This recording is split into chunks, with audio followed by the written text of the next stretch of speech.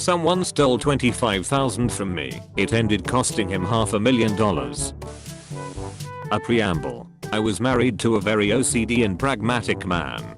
For example, for him, a big romantic gesture had been to leave me alone for 24 hours at the hospital, right after I had our son, so he could go pay bills and mow the lawn. 20 years later I do understand he really did express love this way, but that's another story. I was in dire need of physical contacts because he'd never touched me unless he wanted very bland sex and also never ever kissed me. The story is not about him, it's only a preamble. So, I divorced him, not just for what's above mind you. I felt alone and unloved in this relationship. I just wrote about it to explain the state of mind I was in when I met this other person that we'll call PS. PS was the total opposite. He was very in tune with his emotions. He was very intense. This will be important later.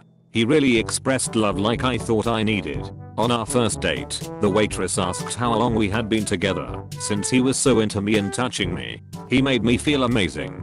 He had a huge house and a rather flashy lifestyle, so I assumed he was really well off. He told me he owned a car wash and a phone marketing company. Fast forward a bit. At this point we had been dating for about a year, and he had just asked me and my son to move in with him. I wasn't 100% sure, but he prepared the room for my son nonetheless. As I started spending more time in his house, still keeping mine, I also started to see strange behavior.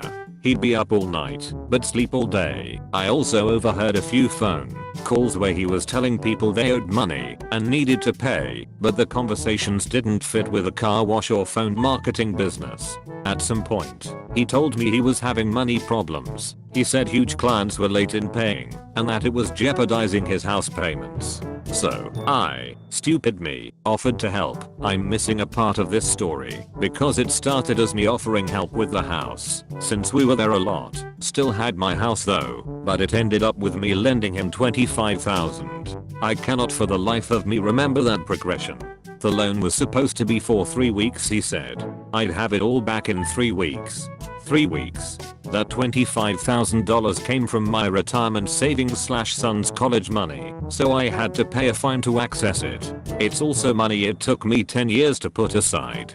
That money was very important to me. During those 3 weeks, I went out to have drinks with my friends and found him on a date with another woman. I saw him French kissing another woman. I said nothing, went to his house, packed my stuff and left. So anyway, I thought he'd be an adult and would still reimburse the $25,000 at the end of this 3 weeks.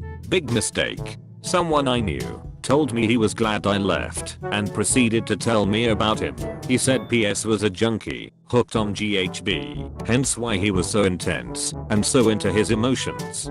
That also explained the erratic sleep / night patterns, but the final blow was when he told me PS was also a con man, a specialist in defrauding older people by phone, his so-called phone marketing company. In the beginning, I wasn't sure I believed it, but then bits of what I had overheard in the last year started to make sense, and I realized it was all true. Back to this later. I tried having my money back many different ways, none worked. I was at the end of my rope, and since it was in my years post-divorce, and right after the 2008 to 2009 economic crash as well, I was poor as hell. So this is what I did. First, he had given me access to pay bills online, not to his bank accounts, but to his emails. So I was able to investigate all his accounts with the same password. I printed / screenshotted every little bit of information relating to money.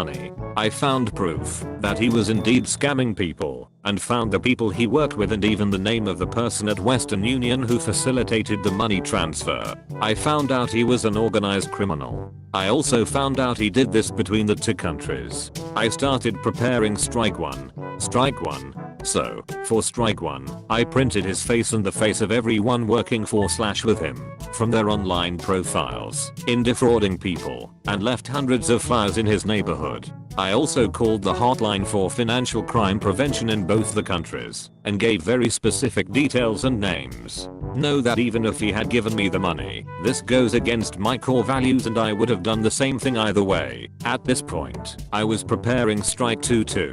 Strike 2. I was dumb in lending him money, but at least I did it the right way. I wrote a check. I didn't do cash, I wanted proof just in case it would turn out to be a great idea. On the check, I had written that it was a loan. Thank you, Judge Judy, for this tip. Since he didn't pay me back, I prepared an invoice and sent it to me from his hacked email. When the time came to do my taxes, I filed the $25,000 as an expense using this invoice. I have many freelancers. I slid him as one of them, and it passed. Don't ask me how I got his social security number. I can't remember, but I ended up having access to it, so ratted him out to the IRS for hiding income.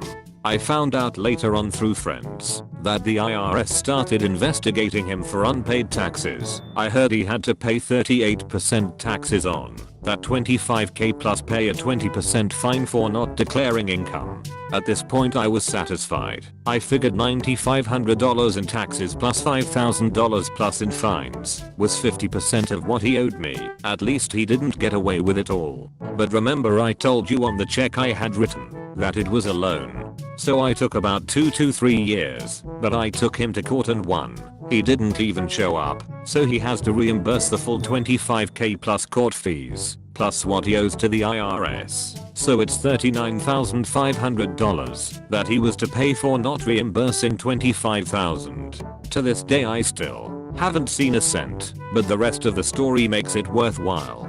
For a while I thought the financial crime call I made had no effect. Now the cherry on top. What I didn't know at the time is that the IRS would team up with Wire Fraud Division and look at everything he did. They were not able to catch him on the wire fraud, but since the house he had did not fit with the money he was declaring, they got him on tax evasion and gave him a certain delay to pay back taxes. I heard it was only 3 months, but I don't know if it's accurate. They got him so good, they ended up freezing his accounts, and he lost his house. The bank foreclosed it, and his debt to the IRS is still open. We are not in the US, so he won't go to jail for this. However, but my $25,000 that he did not want to repay ended up costing him over $500,000. And since you cannot go bankrupt for a debt you owe to the government, I'm happy to tell you that at 40 years old, he had to move back with his parents and ask for welfare, and will probably be paying this for the rest of his life.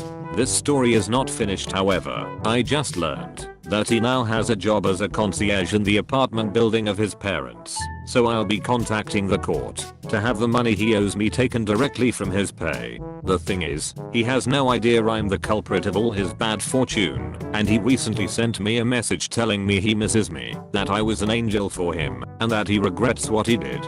Well, not me, loser, not me. How to train your roommate.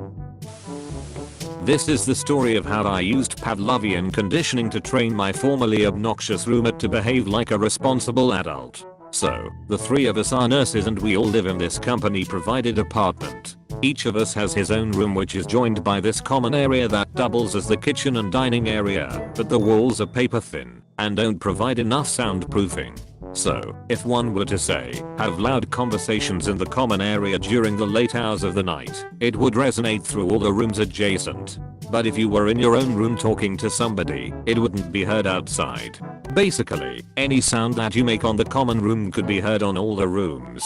Now, this is not a problem during the day, but at night, when everyone is asleep, our one obnoxious roommate always decides to have his Facebook video calls on the common room using his phone, waking everyone up with his loud conversations. And since we are nurses, we have to work in shifts. Me and the second roommate work on 12-hour day shifts, 8 AM to 8 PM, while the third obnoxious one works on 12-hour night shifts, 8 PM to 8 AM. So, the third roommate tends to be awake at night. We get to sleep soundly when our third roommate has worked, but every time he doesn't have to go to work, the 2 of us tend to be disturbed by his late night blabbering on his phone. We tried to handle it the adult way, by talking to him about it, and suggesting he do his antics inside his own room, since while in there we wouldn't hear his loud conversations and he wouldn't wake us up at night, especially if we have to go to work in the morning. This worked for a while, but he eventually went back to his old habits of waking us up at nights. We were getting so tired of the situation because all we wanted after a long 12-hour shift was to be able to sleep soundly, especially if we still have to go to work the next day. Our hallelujah came from an episode of The Office that I had just watched wherein Jim trained White to crave a breath mint every time he restarted his computer. A light bulb suddenly switched on in my head to use our Wi-Fi to train my noisy roommate. Nobody else knew that I had admin privileges. I just happened to be there when the guys installed it and they gave me the key. I realized that I had access to our Wi-Fi network wirelessly on my phone and could turn it on and off on a whim like a god. My MO was simple. Every time I get woken up by noisy roommate taking his internet calls in the common room, I would turn off the Wi-Fi of the whole house and wait until he goes back to his room before turning it on again. The training took months and countless late nights. After getting woken up at night by said roommate, I would wait for an opportune time, usually while he is in deep loud conversation with someone, to turn off the Wi-Fi, then wait to him to get annoyed and curse our service provider until he finally gives up and goes to his room, cue for me to turn it back on. The loud late night calls in the common room became less and less until he no longer took them in the common room at all. This translated to silent nights for me and the second roommate who had to work in the mornings. My method was so effective that he actually thought that there was a problem with his phone. Sometime later, he wanted to show me a video of something on his phone, but said that I had to come to his room for him to show me since there was a problem with it and it wouldn't work on the common room. I was grinning like the devil the whole time. TLD, our noisy roommate wakes us up at night taking video calls on his phone on the common room.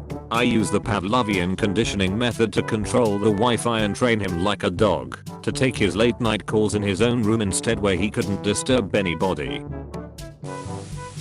Thanks for watching. If you enjoyed this video, please consider leaving a like and subscribing for more videos like this. Don't forget to leave your stories in the comments below.